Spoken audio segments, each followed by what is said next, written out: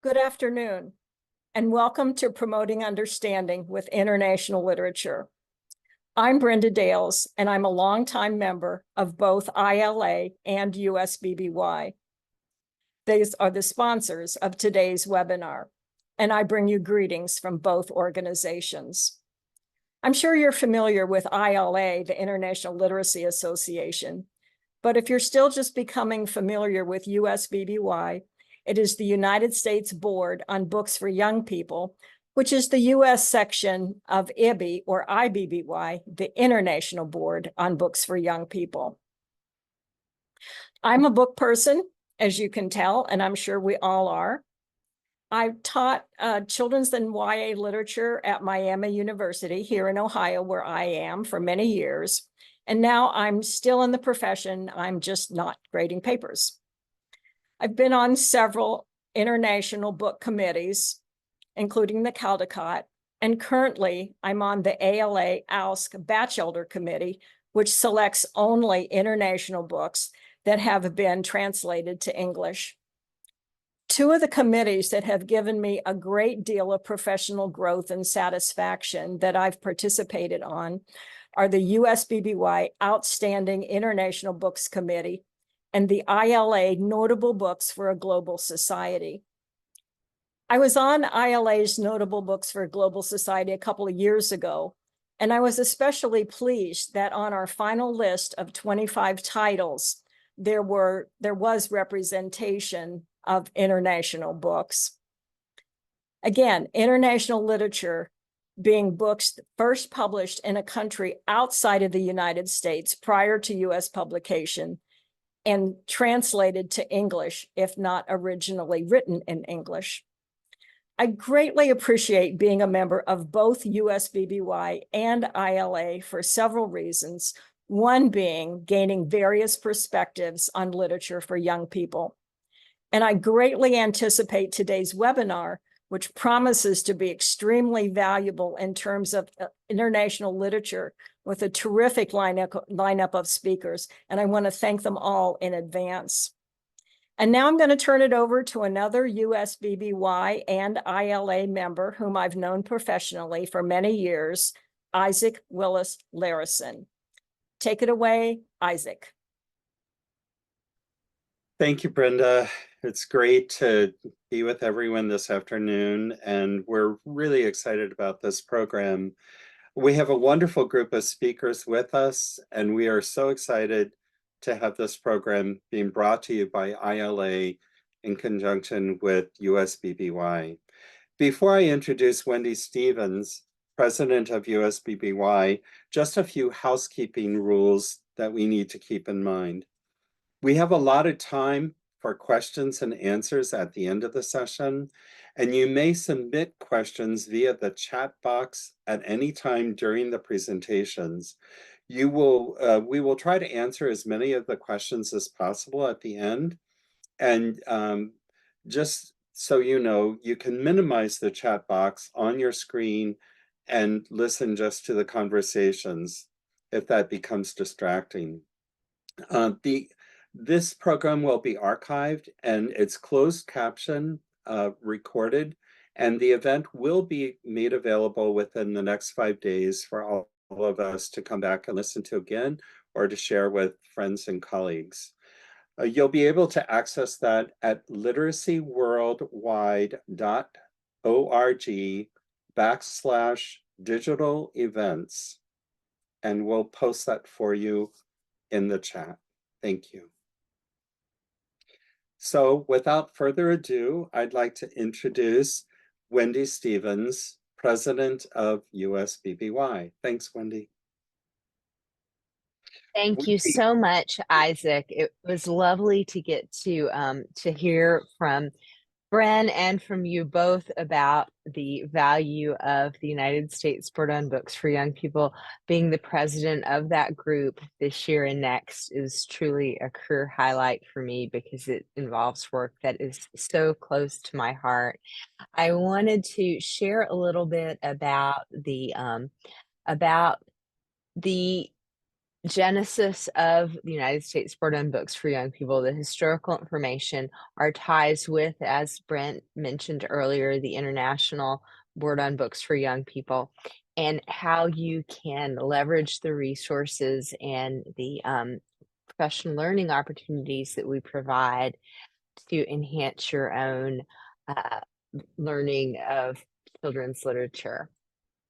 USBBY owes a great debt to one of its founders, Yella Littman, who pushed for the globalization of literature for children and young people as a mechanism for cross-cultural understanding. The work that this group has done has always been apolitical and non-governmental. It's always been an international effort, and it was directly informed by the conflicts of the Second World War. There are many books that you can enjoy. I know we're all book people here. So if you want to read Yella Littman's own autobiography, A Bridge of Children's Books, copies of that are available at the USBBY website. There have also been two excellent children's books about the work that she did to disseminate young people's literature, the most recent of which, Lady with the Books, was actually an outstanding international book. We'll, of course, hear from creators who've also garnered that distinction in just a minute. But I also wanted to bring up, if you're headed towards the American Library Association's annual conference in San Diego in a couple weeks, there will be a preview of a forthcoming biography of Yella Littman, written by longtime IBY supporter Catherine Patterson. So access to advanced reader copies of that may be available for the people who are able to attend that session in San Diego later this month. As USBBY was formed after the Second World War, its mission involved this promotion of international understanding through young people's literature, and also supporting training for those involved in children's literature, much like the International Literacy Association provides for its members. The International Board on Books for Young People involves a number of different projects and initiatives, recognizing reading promotion, recognizing outstanding books for youth from around the world, and being involved in the Hans Christian Andersen designation for authors who have made particularly significant contributions. Also involves things like the UN Sustainable Development Goals Book Club, a research journal called Bookbird, a collection of silent books for students that may be language learners in learning new languages, and promotion of International Children's Book Day on Hans Christian Andersen's birthday every spring. Right now, there are 84 national sections of IBY from a range of different types of nations around the world, all concerned with the promotion of children's literature. We, of course, are dependent on our patron organizations, which, in addition to the International Literacy Association, include National Councils of Teachers of English and the American Library Association and the Children's Book Council. As our patron organizations, they'll have representation on our board, which also include elective representatives. We are a member organization. New membership starts at a mere $25 a year, so it's a real bargain if you're interested in helping promote international literature for young people. Our mission also involves cooperation amongst literacy organizations and promotion of American literature around the world as well. And our personal members currently, including librarians, educators, illustrators, and publishers, represent 44 different states. I wanted to show you one of our flagship projects, the Outstanding International Books List. This is the Google map from last year's list, which includes a range of titles from around the world that were first published in other countries. Really, the goal of this, it's a little bit different from the Batchelder because it also includes books from Anglophone countries. So the translation element present in the Batchelder isn't necessarily a consideration here. You can see our selection criteria, and our books are also available through the lists on teaching books. If you are a personal member of USBBY, you also have access to a freemium edition of Teaching Books, as they're one of our partners. Another one of our big projects are the outstanding books for young people with disabilities, really representing positive expressions of the disability experience to promote that in international settings. We also have a wonderful state ambassador program with representation from many states. If you look on our website, you'll see which states we may still want someone to spread the word through the professional communities that are more local there. So if you're in one of those states, or if you're in a state with a single ambassador, that's an opportunity for you as a member. I did want to mention too, we also have biennial events. In the odd number years, we have a regional event, which includes representation from IBY Mexico and IBY Canada. Odd number events, the international organization, the National Board on Books for Young People, has an international congress. This fall, it's in Trieste. So if you don't have anything on your calendar for September and want to learn more about international literature, it's a wonderful excuse to get to spend some time with some like-minded people, really getting to the bottom of how we can promote international understanding through children's literature. So thank you for letting me tell you a little bit about USBBY and IBY. I'm so eager to hear from our panelists today. I think we're going to hear some fantastic information. So I'm going to go ahead and pass the reins to David Bowles. Okay, I'd like to introduce David Bowles. He will be our next speaker. Thank you so much, Wendy. We'll hear from David Bowles, who is the author of Ancient Night, which was published by Levine Guido. David is a Mexican-American author and a native of South Texas, where he teaches in the Literature and Cultural Studies Department at the University of Texas at Rio Grande Valley as a professor of Latino literature and indigenous language Nahuatl. Not sure if I'm pronouncing that correctly. He presently serves as the president of the Texas Institute of Letters. In addition to the 36 books he has published, David has launched an indie publishing house, Flower Song Press, provided cultural consulting services on dozens of projects for producers and publishers, and worked extensively as an activist for his community. So let's welcome David Bowles. Thank you. Thanks a lot, Isaac. I appreciate that. Yeah, what a pleasure to be talking to you guys today.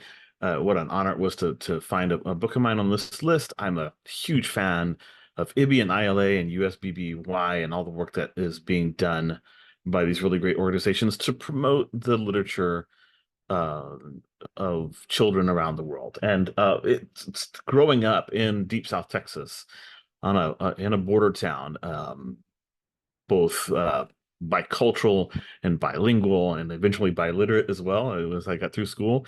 The need for this sort of thing was like acutely felt in my own life. The families here that have both roots in Mexico and in the US and other European countries come to an understanding that the stories of all of those ancestral homelands are super important to the development of a well-rounded child and somebody who can really fit into this community. And it's a benefit to children outside of our particular community. They read stories from our community that are rooted in these other traditions.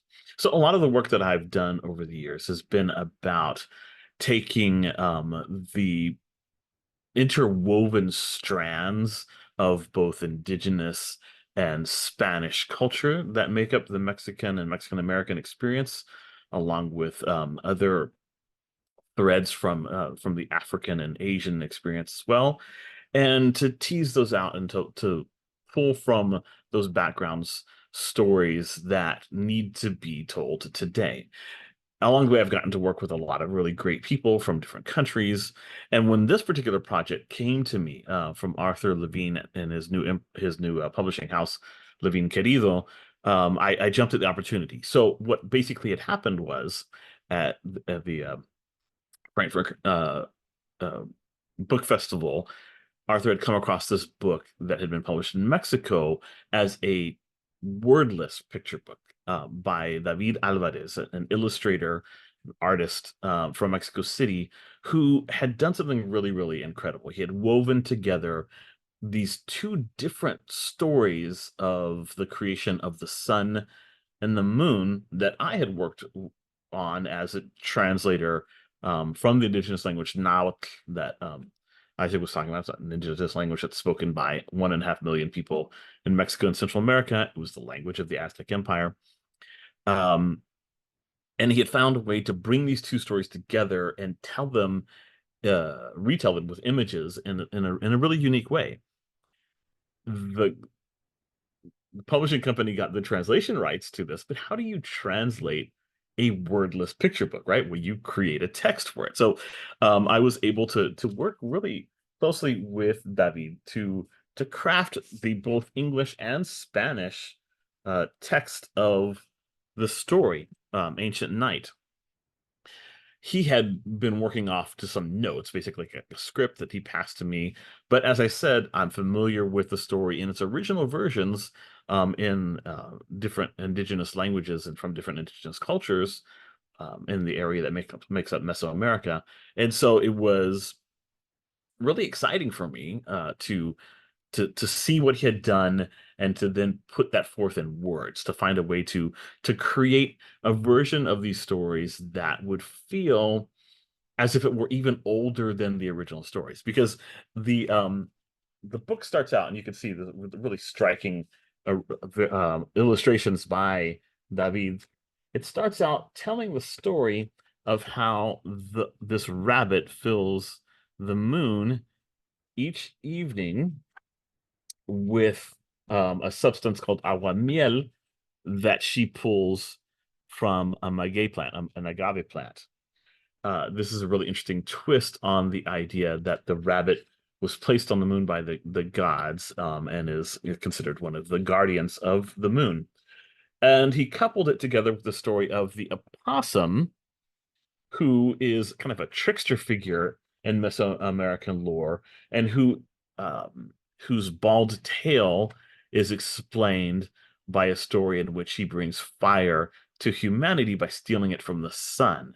And David takes this and has the opossum, who's really jealous of his rival, the rabbit, accidentally, or I guess not accidentally, but wanting to taste this aguamiel, this nectar of the maguey plant, of the agave plant. He breaks it open so he can drink it. And of course, what that leaves is a broken moon that can no longer give light. And the way this is resolved, after, Rabbit gets after him and scolds him for having left the universe in darkness, is for him to go and do this stealing of fire from the underworld, where the fire is waiting for the birth of the sun. And he ends up actually creating the sun by lifting that fire into the sky. And then you get the first page in the book that is not with a black background. It's bright and full of color. And as a result, the two of them, after repairing the moon, become guardians of light and find a way to be friends instead of rivals. And so I was fascinated by this taking of really elemental legends that are told all across what's now Mexico and Central America, and finding a way to make them relevant to the present day, to both children and adults, by taking that kind of a conflict or rivalry between sun and moon and the guardians of each, and turning it into a lesson about what do we do when we break something, when we hurt the universe so badly, when we betray the trust that's been placed in us, and that there is a way forward, that there is a reparative kind of message, that if you are willing to admit your mistake and then do something to fix that mistake and to maybe even improve the world, then there's a way for you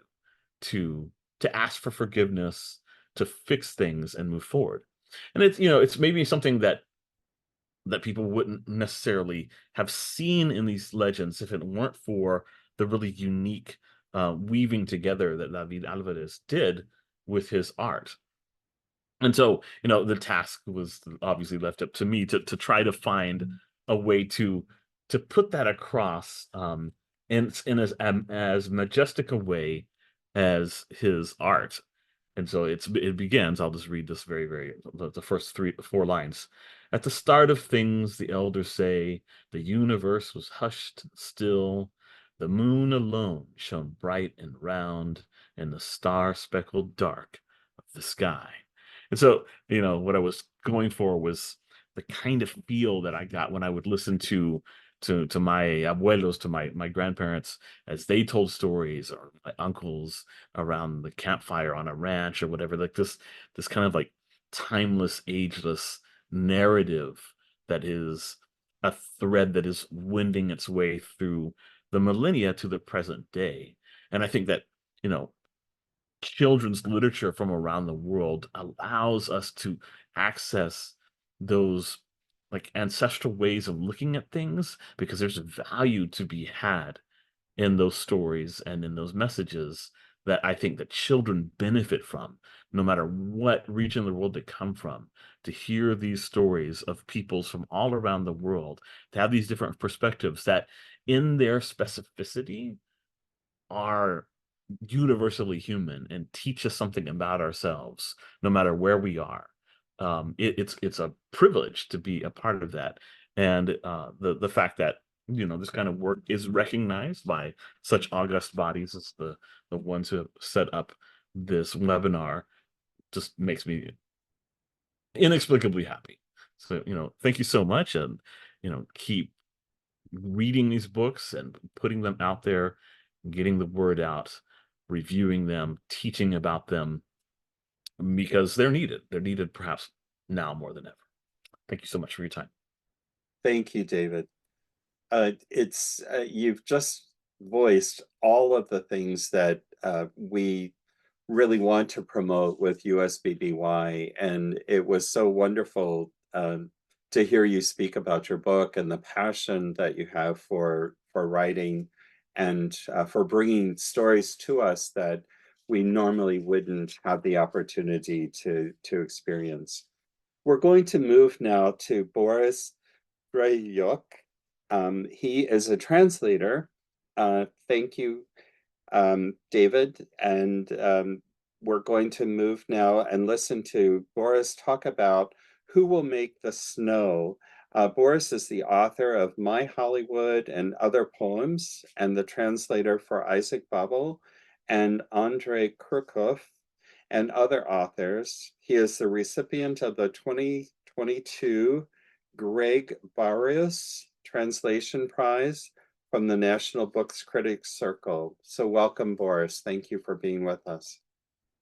Thank you very much for having me, Isaac, and my great thanks to the ILA and the USBBY, wonderful organizations about whom I could go on and on, but David did such a wonderful job of praising the work that you do already, that you don't necessarily need to hear it twice.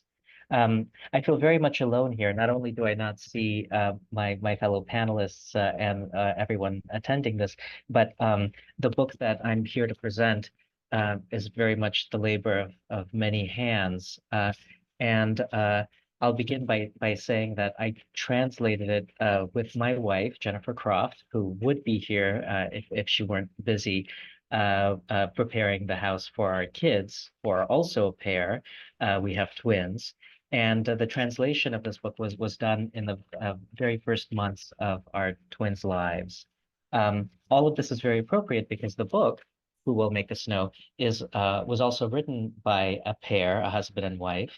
The author of the word is Taras Prohasko, a Ukrainian author known for a kind of magic realist, a very inventive, avant-garde style when writing for adults, but who adopted only the lightest version of that style in writing for children when he composed this moving and terribly beautiful book. The illustrations were done by his wife, Mariana, And I'll just give you a little taste of these squiggly, adorable creatures, the moles who sit at the heart of this book. There are 13 mole pups who learn about things big and small as the book progresses. And their very whimsical mother, who plays a double bass, and their father, who writes he's the only journalist for a newspaper that covers events in the forest, in this beach forest. The newspaper is called The Daily Mole, and he goes about collecting information in the woods to put in this newspaper. Now, the book is, as I say, it's beautiful and it's charming, but also for a children's book, it tackles some very serious issues. The question, who will make the snow, relates to one of the most serious topics any child can consider, which is what happens to us after we die.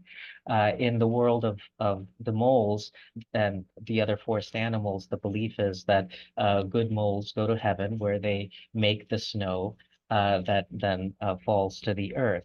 And this is the kind of the heart of the book, a realization that at some point all of the people, sorry, all of the creatures that these moles care about will eventually succumb and make snow. So the book allows parents to introduce in a very gentle way some very serious subjects. Now, as I mentioned, it's a Ukrainian book, and not only was it important for me to work on this title with my wife because it's a collaboration with the person who is closest to me, but it's also a culture, my native culture. I came to the United States when I was 8 years old from what was then the Soviet Union and is now independent Ukraine, and have been translating work from that part of the world most of my life, but I'd never really translated a work for children. So just as my children were coming into this world, just as I was thinking of how to introduce them to the culture that shaped me, here came an opportunity to translate something that I knew I would be able to share with them and invite them into the world of my own childhood.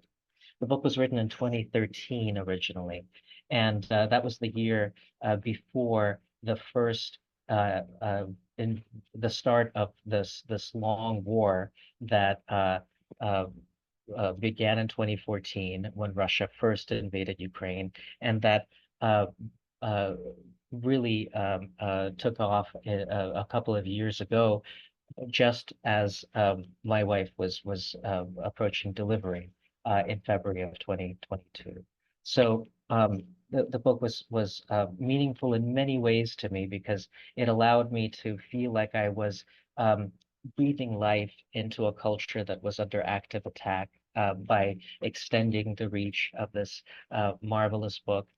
But it also, of course, as I was working on it with Jenny, we thought every day with every sentence about the fact that the children of Ukraine and of so many other parts of the world have to face these serious issues and ask these serious questions in ways that are not safe, in ways that are not gentle, in ways that do not protect them.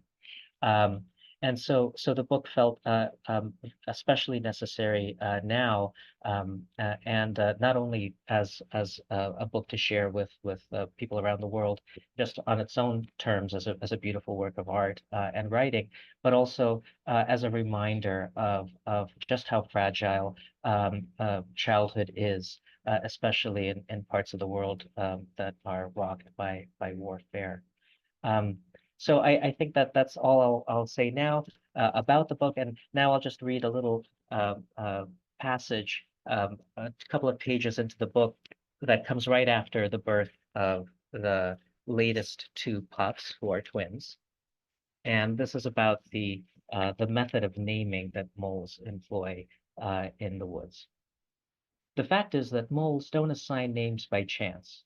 They believe that pups reveal their most important qualities in the first hours of life, and each pup's name should reflect that special personality. For instance, Grumbly was a born grumbler, And Squealer was, well, a squealer. Harry was incredibly shaggy at birth, while Skinner was rail thin. Snort often slept all day long, snoring loudly the whole time. Cruncher crunched, Rattler rattled, Whiner whined, and Mums mostly stayed mum. When Philo was born, he looked as if he'd already pored over every page of a very, very thick encyclopedia, while Percy had come out purring gently, just like Pearl today. Thank you very much. Thank you, Boris. We're so fortunate to have you here and to have you speaking about the book and sharing your background with us and bringing, making sure that we can bring quality literature to children here in America, books from around the world. We're going to move in a little bit of a different direction now, and we have presenters from publishers. Emma Raditz and Jan Krar are here with us. Emma is the director of Elsewhere Editions, a picture book imprint devoted to luminous works in translation. She is also the editor at Archipelago Books. Jen is a manager at Pittsburgh's beloved City of Asylum bookstore. She reads every book that comes her way, advanced reader copies of books she can get her hands on. She also writes picture books for middle grades and middle grade novels. In addition, she received her MFA in writing for children and young adults from the Vermont College of Fine Arts in January 2023. So congratulations on that, Jen. Welcome to both Jen and Emma. Thank you. Thank you, Isaac, for that introduction. And thanks to this organization for this wonderful exchange of children's literature internationally. It has been my good fortune to work at an internationally focused bookstore since the doors opened in Pittsburgh 8 years ago. Because we are under the umbrella of the City of Asylum, translated literature is at the heart of our collection. This organization builds a just community by protecting and celebrating freedom of creative expression. We provide sanctuary to endangered literary writers and artists so that they can continue to create and their voices are not silenced. Because our customers include readers who are fully educated about this mission and those who are just passing through, we are in a unique position. Translated children's books with their culturally rich illustrations, stories, and text structures expose young readers to other worlds. Because translated titles make up a very small percentage of the children's books published in the US, they cannot always be found in bookstores or school libraries. The images and formats of translated books are unfamiliar to many of our customers. It is our job to be a conduit to promote translated titles which might otherwise be overlooked. The humor, art, and playful spirit of the Elsewhere Editions imprint of Archipelago Books has made this job easy. These titles capture kids' imaginations. The themes are universal, yet specific to a child's experiences. The illustrations serve a range of tastes, from warm woodcuts to child-friendly oils and pastels to extravagant and surrealistic landscapes. It's not hard to engage a customer with these artful stories. One of my favorite books, Rosie Runs by Marika Mayala and translated by Mia Spangenberg, has been a bestseller in our store. Rosie, a racing greyhound, escapes the track and bounds toward freedom. Young readers who love people watching, sniffing plants, racing in the wind, and other joys of life pour over these pages. It's easy for young readers to relate to João by a Thread, written and illustrated by Roger Mello and translated from the Portuguese by Daniel Hahn. When a young boy has trouble sleeping, he weaves a blanket of words to comfort himself. The stunning red and black illustrations and the lyrical language build a vivid dream world. There are a plethora of social emotional learning books being published, but none of them reach children quite like What Feelings Do When No One Is Looking by Tina Azowitz, illustrated by Alexandra Zajac, and translated from the Polish by Jennifer Croft. This title presents illustrations of endearing floppy-eared creatures who bring a range of emotions to life. Rather than telling readers what emotion to experience, these creatures show a context for each feeling. Readers will see a sweet, shaggy compassion helping snails across the road. Turn the page and they'll encounter a worried-looking anxiety, juggling balls while balancing on a unicycle. My favorite is an illustration of excitement, who's racing across the page while holding a newly discovered book. Perhaps it's because this picture evokes how I feel as I put translated children's books into the hands of young readers. Thank you for letting me share my experiences of exposing customers to elsewhere editions in the wonderful world of translated children's books. I'm going to hand it over to Emma. Thank you so much, Jen, and thank you, Boris. I'm just going to share my screen.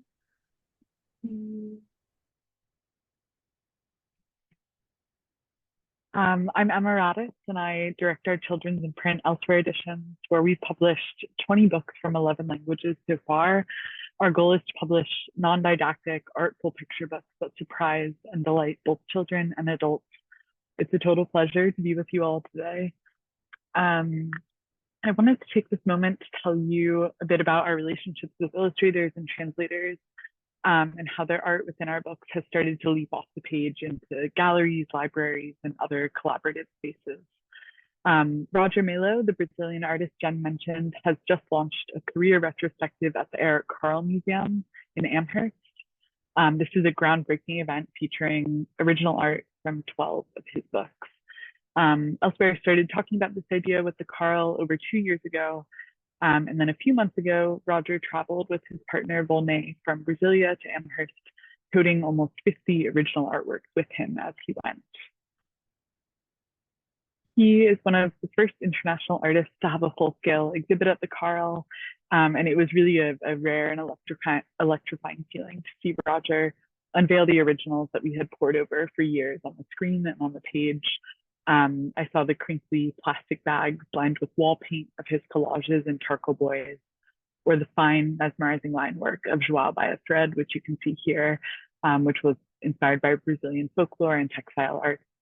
And his striking and bold use of color in Griso, the One and Only, which is a forthcoming picture book about a unicorn looking for another of its kind, brought surprising tears to my eyes as he pulled a sheet of archival paper off of it. Roger's exhibit is up at the Carle until January 5th.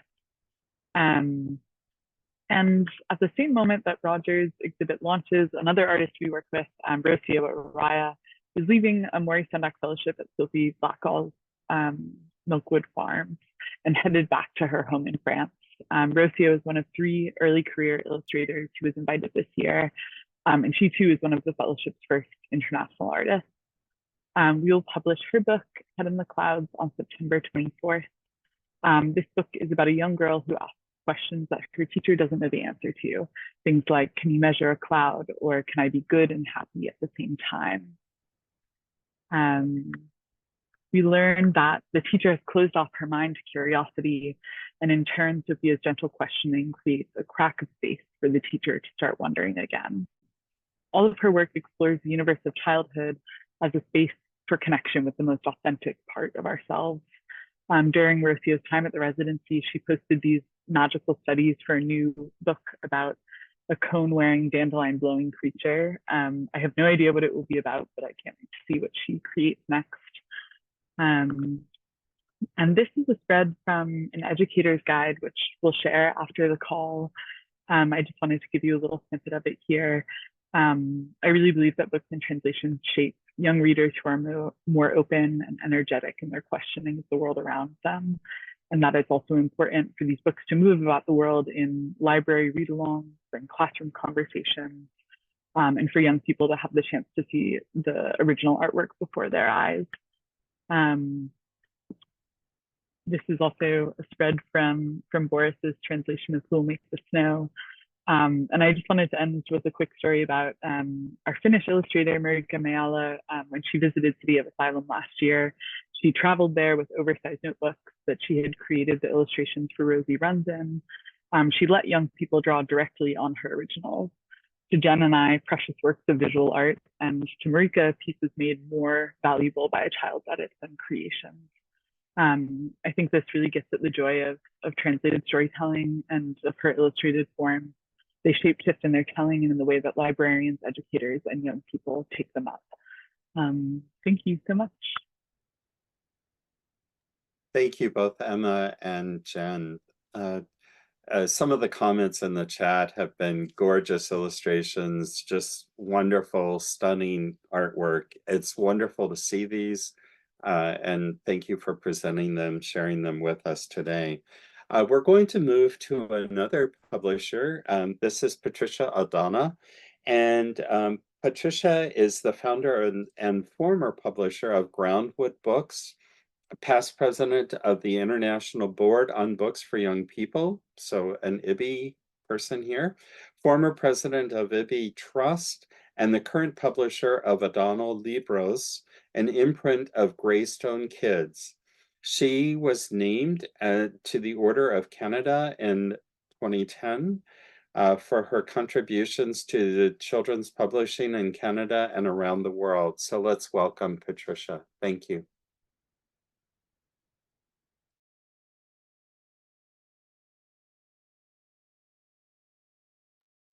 Patricia, I think you'll need to unmute yourself. There I am.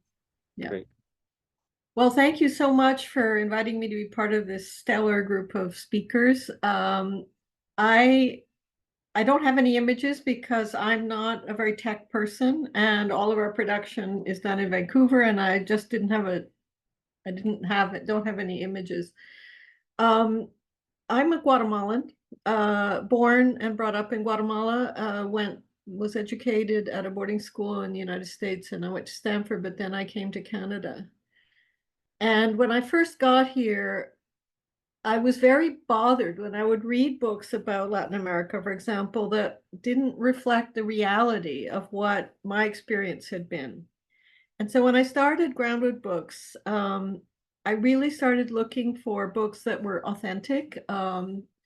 For example, books about the Chinese experience building the railroad in Canada in the early 1900s. Books from Maya writers, for example, all different kinds of people from around the world. And of course, going to Bologna and being mentored by Margaret K. McElderry, one of the great American publishers of all time, who told me I had to get involved with IBY, which was very groundbreaking for me. I began to really appreciate what a lack there was of, with the exception of some major then publishers, of books in the English world from the rest of the world. Whereas the rest of the world was buying books in English from all the time, it was not reciprocal. And because of IBY, I was able to travel all over the place. I mean, I have been so lucky. I have been to Afghanistan, I've been to Iran, I've been to Japan, I've Korea, China. I've been to Gaza. I've been to see the two IBY children's libraries in Gaza, which are now destroyed. And our librarians are desperately trying to even find a tent to stay under, which is just heartbreaking to me. And just a little quick anecdote, when we saw the children in the library in Gaza, and this was in 2012, I think, I asked this group of kids who were from, let's say, grades 4 to 6, what was their favorite book? And their favorite book was Cinderella, believe it or not. That was their favorite book, which just broke my heart. I don't know what has happened to those poor children right now, but it's been such a privilege to me as a publisher to be able to find books and see and meet authors and illustrators from around the world who were working in their own cultures, in their own ways, and had stories to tell that just talk about different kinds of lives. And that is how maybe we won't feel free to kill each other, if we realize that that person is just like me, but their life has been different. But it still has the same feelings of joy, sadness, grief, excitement as we do. And I really feel that the lack of knowing other people as they are has been a terrible hole especially in the North American experience. After I sold Groundwood and left, I was hired by the largest Chinese publisher to do books from around the world for Chinese kids, because that was another market that had only basically importing very commercial books from the English world. And I brought books there that they had never seen, including books about children with disabilities, which I had to fight to get them to publish because there was a real resistance. but managed to succeed thanks to the support of the person who'd hired me, who wanted to open China and Chinese children to the world. And I said to them, the point of the books that we buy for China is not that the children in these books should do what you think they should do. They should do what they want to do. They should be themselves. They should not be your idea of what a good child would be.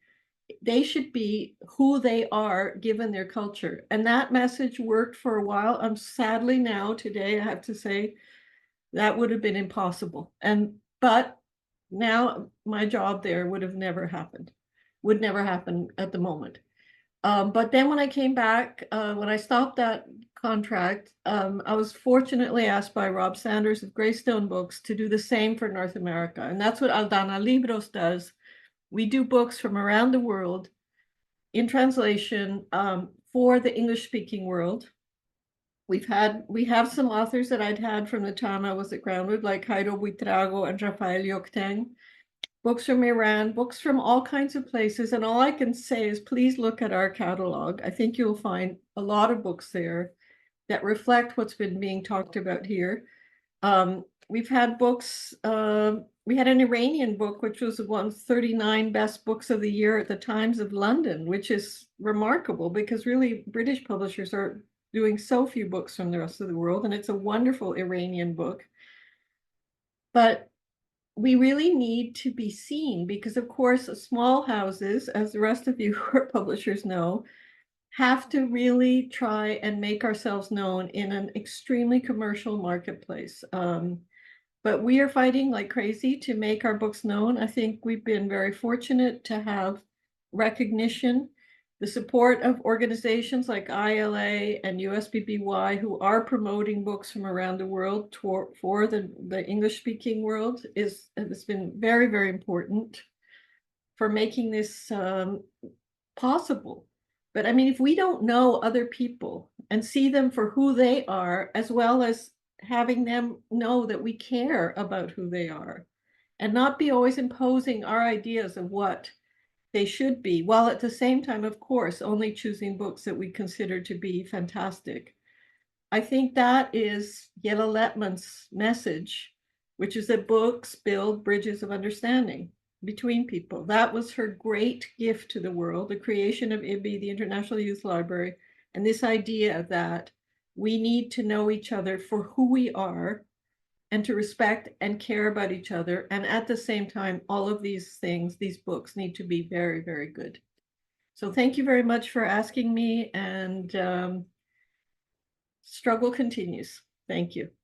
Thank you so much, Patricia.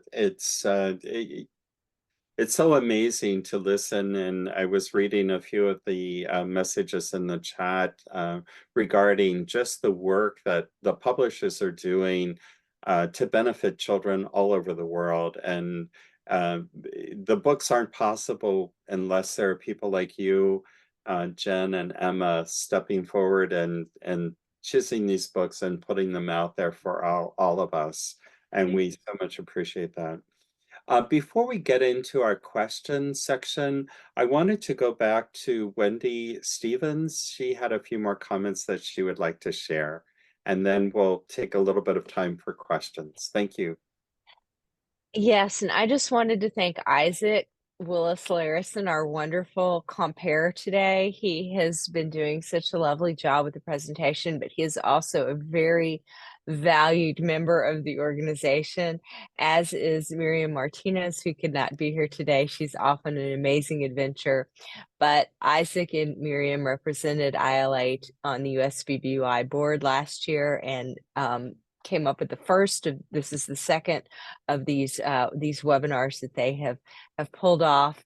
And Brenda Dales, who you met earlier, is a newer member, a newer representative of the ILA to the USBBY board, and she's a little modest about her her experiences with international literature. She's also gotten to serve on the Hans Christian Andersen and Bratislava International Biennale juries. Just very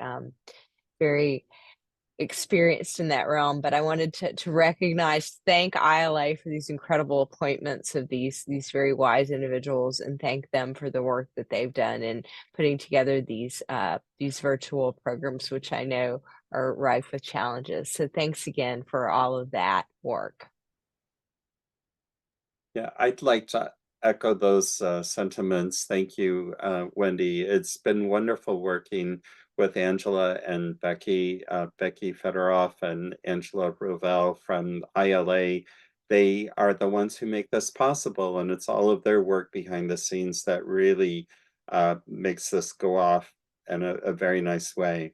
We've had a couple of questions in the chat, and we are going to have a little bit of a follow-up after this presentation with Sonia Ezel, who's going to bring us some more award-winning books to think about and to put on our bookshelves. There were two questions, one by Julia Torres, who's asked about the State Ambassador Program. And I am guessing we might have Kathy Short with us, and or also Evie Freeman. If you would like to pop on and say something, if that's possible. What I know as a state ambassador is that you work to try to promote interest and access to international literature in the state. And we saw the map that Wendy placed earlier for us, with showing us states where we need ambassadors. And it's been a wonderful opportunity for me to promote literature with in my communities through the university and through events in West Virginia. And I highly recommend it. So Evie Freeman and Kathy Short have created this project through USBBY, and they could maybe say something about it. Yes, Kathy's here, and she's popping on to say something. Thank you, Kathy.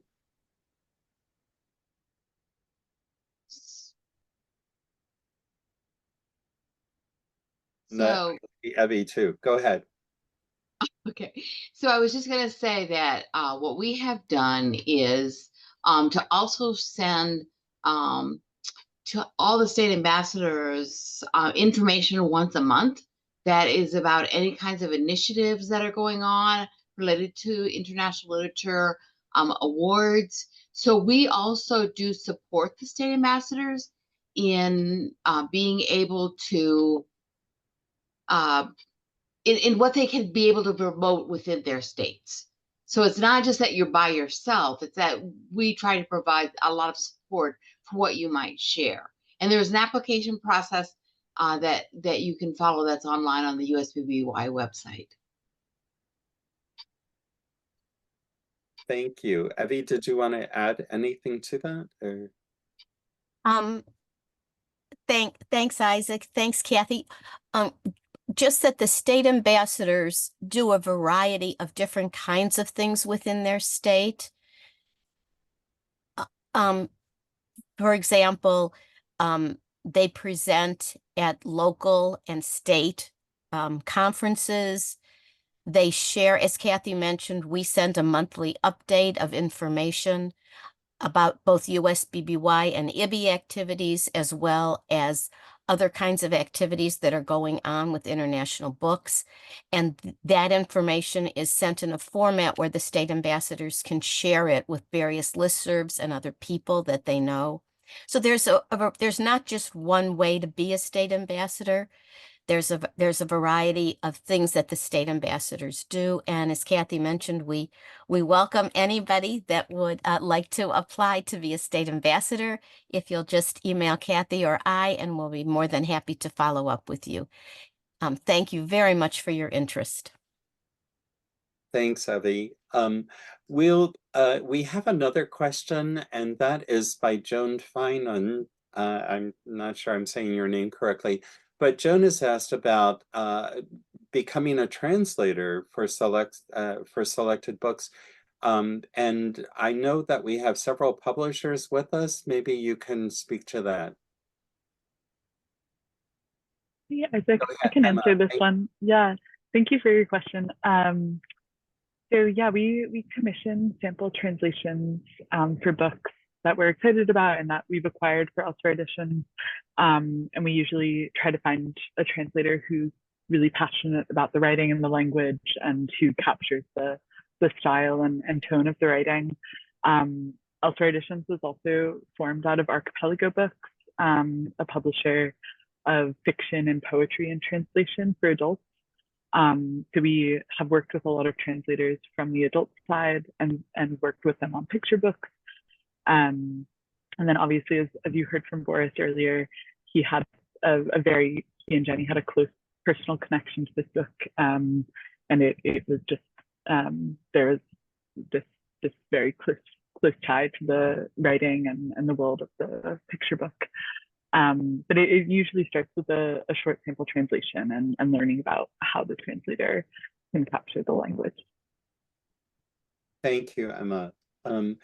So we want to, if we don't have any more questions, then certainly you can send questions along to USBBY, or we'll try to address these in the future somehow. But now we have Sonia Azel, who is with us, and she's going to talk about some other wonderful books for us. Thank you, Sonia. Thank you, Isaac, and thank you to all of our presenters. It's been wonderful hearing about all of the wonderful stories that you had the opportunity to read, and also to hear from the authors and to get a deeper understanding of those stories. Well, now I have the wonderful, wonderful opportunity to talk about the books that were selected through ILA's Children and Young Adult Book Awards. I'm excited to do this. Okay. I think we're ready to go ahead and share the screen and to take a look at the winners right here. So, taking a look at the screen, we have a picture of both the title of the book and the author. So winning right here for the primary fiction winner, we have Ruth Whiting for Lonely Bird, and that is published by Candlewick Press. Not to be outdone, though, we have our primary fiction honor, and that is by Tevin Johnson for Cape, and that is also published by Macmillan. Wonderful stories. Thank you. Next slide. Taking a look at the primary nonfiction winners, we have both the nonfiction winner and the honor book right there. And right there for the winner for the nonfiction picture book for the primary category, we have Jumper, and that right there was by Jessica. And Jumper is a day in the life of a backyard jumping spider, and the publisher there is Macmillan. Going down right there, taking a look at the nonfiction honor winner right there, a beautiful story about extraordinary friendship, published by Charles Bridge, written by Shannon Earl, The Penguin of Ela Grande, From Animal Rescue to Extraordinary Friendship. Wonderful stories right there, wrapping up our primary nonfiction winners and honor book. I'm ready to move forward. Taking a look right here at the screen, we're now digging in deeper, looking at the intermediate category right here. We have both at the top, we have the actual winner, and right below it, we have the fiction honor book. And the winner for the fiction book right there, also published by Macmillan, we have Beowulf. Wonderful, wonderful retelling right there.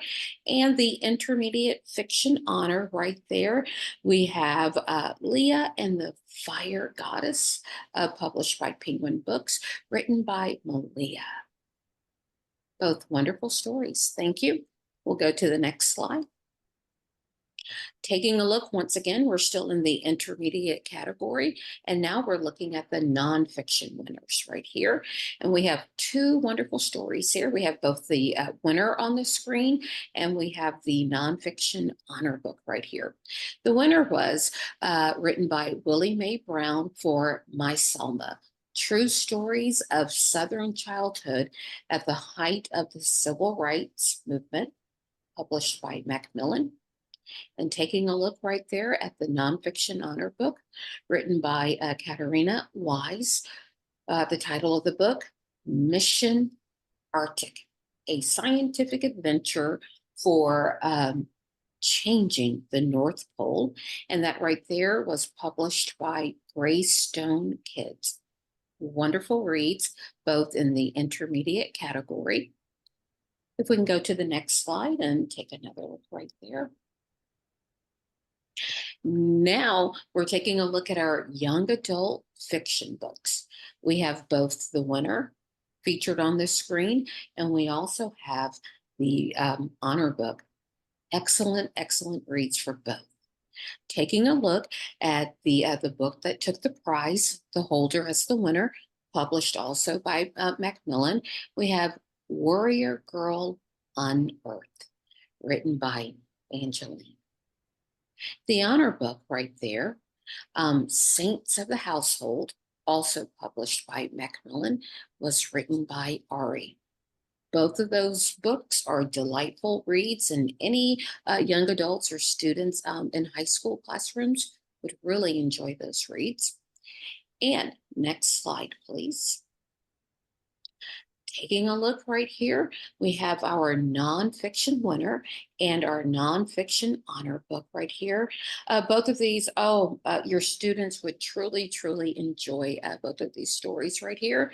Once again, the winner, though, published by Macmillan right there, written by Sarah Meyer. And it is a story, look at that cover right there, featuring a transracial adoption story. And taking a look right here at the nonfiction honor book right here. And that right there was written by two authors, Monica and Leslie, for, look right here, Nearer My Freedom, The Interesting Life of Oluha Iquano by himself. And that was published by Learner. Okay. Moving on. Looks like we're almost out of time, and I would like to thank all of the presenters for joining us this evening. Also, I want to thank all of you who have logged on to hear about these excellent books right here. Just a reminder, the closed captioned recording of this event will be available within the next 5 days. You'll be able to access that at literacyworldwide.org/digital events. Also, coming soon, I think we might have a slide for this. Thank you. Coming soon, Cook and Crockett, Literacy Strategies for Deaf and Hard of Hearing Students. On July 30th, please make plans to be with us from 5 to 6 p.m. Eastern. We encourage you to join us for Literacy Strategies for Deaf and Hard of Hearing Students. In this ILA webinar, Crystal Cook and Daquita Crockett will share effective literacy strategies tailored to meet the unique needs of these students. Participants will gain valuable insights into techniques that can be implemented both in the classroom and home environments to empower educators and families in positioning deaf and hard of hearing students for long-term success and independence. Registration for this event is now open and can be accessed by visiting literacyworldwide.org/digital events. And let me see, I have one or two more if you want to go ahead and transition this slide in case you missed it right here. Guided writing webinar. In case you missed it, the recording of our recent ILA webinar, Guiding Readers, writers, engaging scaffolds for powerful results featuring our very own Lori is now available on demand. This event focused on the powerful impact that guided, evidence-based writing instruction can have on your students. Scaffolded lessons offer elementary students strong, engaging support during every step of the writing process in ways that foster an environment of equity, independence, and success. The event can be accessed by visiting literacyworldwide.org/digital events. And I believe I have one more. We are excited to introduce ILA's Literacy Learning Library, our new resource designed for school or district-wide PD. The library contains curated videos, articles, and other materials, all backed by research to help your educators stay current on today's critical topics. Sustain group PD all year long on topics such as evidence-based reading instruction, phonics and phonological awareness, and inclusive classroom instruction. For more information, visit literacyworldwide.org/learning library. Well, thank you for joining us. Please visit the digital events website for more information on upcoming and on-demand webinars. If you're not already following ILA on social media, make sure you do so for the most up-to-date information. Once again, thank you very much for joining us and have a great evening.